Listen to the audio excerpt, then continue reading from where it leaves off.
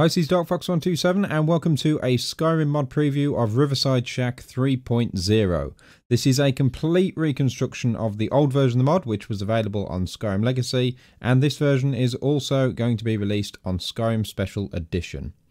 So the purpose of this video is just to give you a good look over the mod, a showcase if you will, and give you an idea of what to expect. So let's take a look.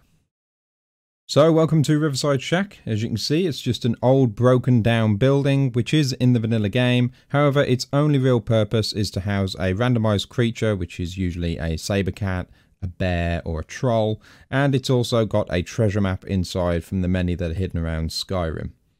So there's not really any backstory past the obvious, which is that the previous owner has been eaten by whatever creatures inside the shack, and it's a mostly unused location. So pretty boring.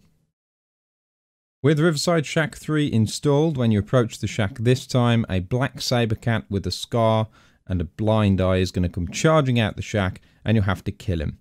There's also going to be some deeper backstory using a note just inside the shack, and that'll also start a short quest which you can proceed to complete, or you can pretty much ignore it. Do be aware though that depending on what you do with that quest, there will be consequences later on in the game that you'll start to notice. You'll then claim the shack, and your job now is to restore it. Getting started with building Riverside Shack is pretty simple. You'll just need to take a look around the area and find some tools which are listed on a small note, which is added to your inventory after you activate the old workbench, which needs fixing up using the tools.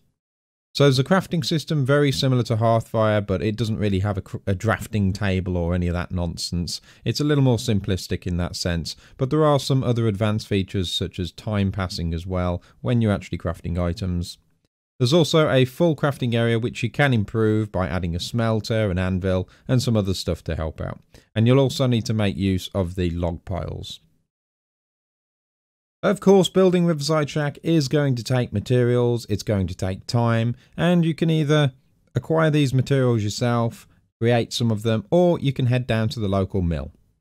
So if you just head upstream to Mixed Water Mill, you'll see a lady called Gilfrey. She is part of the vanilla game, and the dialogue's been implemented in a way that doesn't cause any compatibility issues. You can talk to her and she'll sell you things like saw logs, extra supplies which will be delivered to your home, and she also sells some decorative items too if you just want to add those final touches later on.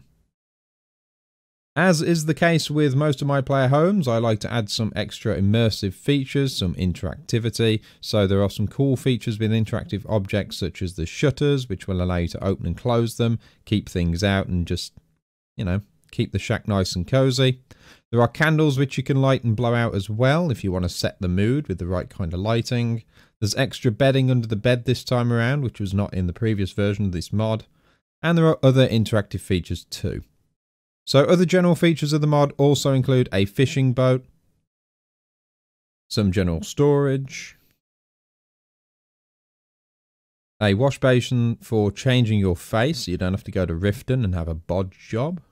And of course, one of the most famous features of my mods is the ability to change the colours of things like the drapes and the beds and other small things. Now there is more in the mod that I've neglected to mention, which you can check out on release. So if you just hang around and check out the footage of the final version of the shack, there'll be a release date at the end of it. So please do let me know your thoughts down below. I hope you enjoy the mod. It's been a hell of a project to rebuild it from the ground up, but it's been great fun. Thank you very much for watching, and I'll speak to you next time.